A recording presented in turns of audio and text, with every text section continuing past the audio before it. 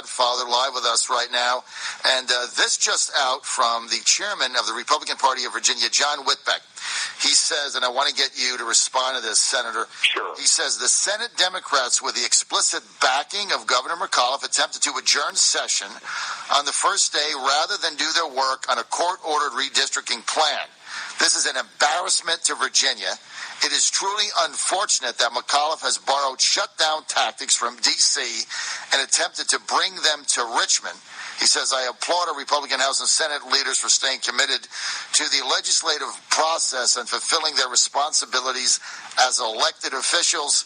Finally saying that the governor needs to spend less time fundraising for Hillary Clinton and more time actually governing Virginia. So he's criticizing your shutdown tactics when you adjourned. How do you respond to that, and what was behind that? Well, first off, let me just tell you this. This guy must have just arrived from Mars. Is he aware that the Republicans who run the show, never drew up any redistricting plan? That in itself was absurd. The second thing is, if he knew a damn thing about government, and he doesn't, he would know that the chair of the Privileges and Elections Committee, Senator Vogel, can hold. She's got two bills in there, both by Democrats.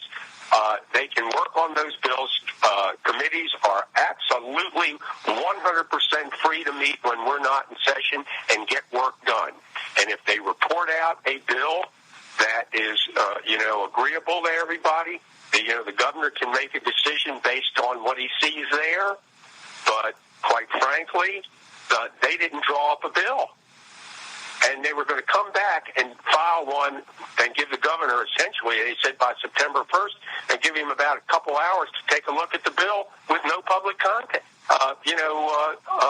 no public comment on the bill.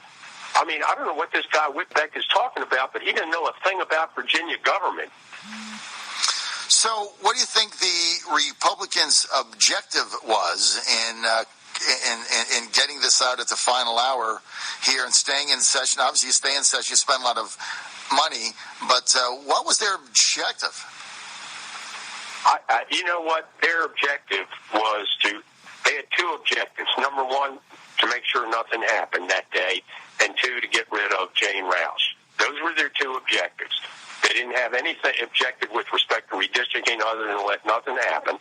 They could have, they could have drawn up a bill. They knew what the complaints were, about what the federal judge had found wrong with that thing. They could have corrected that. I know that because I heard back chatter.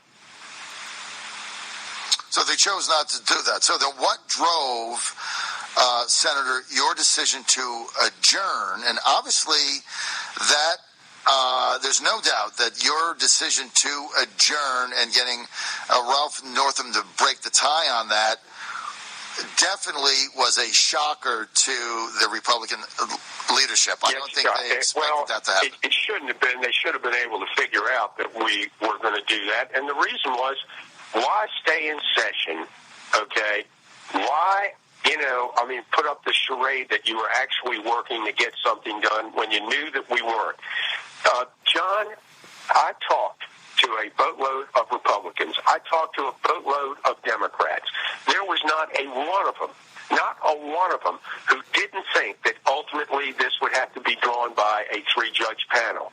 I mean, every single one I talked to, not a person there thought that we could draw up a plan that everybody would agree to and get signed by the governor. And the governor, I think, made the right decision in shutting, and saying, look, what's the sense of going on? I may as well tell the judges that there is just realistically no way that we're going to reach an agreement, and let them start, let that panel start drawing up, a congressional redistricting. Now, I would prefer us to do it, okay? You've heard the expression, better the devil you know than the devil you don't? Yes. I'm a firm believer in that, okay? We should have done that. But they expressed no interest to me in getting that done. And the fact that they never drew a bill, House or Senate, tells me that. But let me tell you, I go back to the original premise. There is an intense hatred by the leadership of this government, by the Republicans,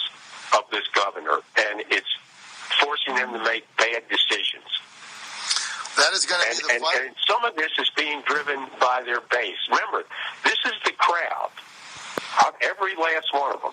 This is the crowd that in January of 2012, it put in a... What's going on in Richmond traffic and weather? We have a crash 64 westbound right on the shop.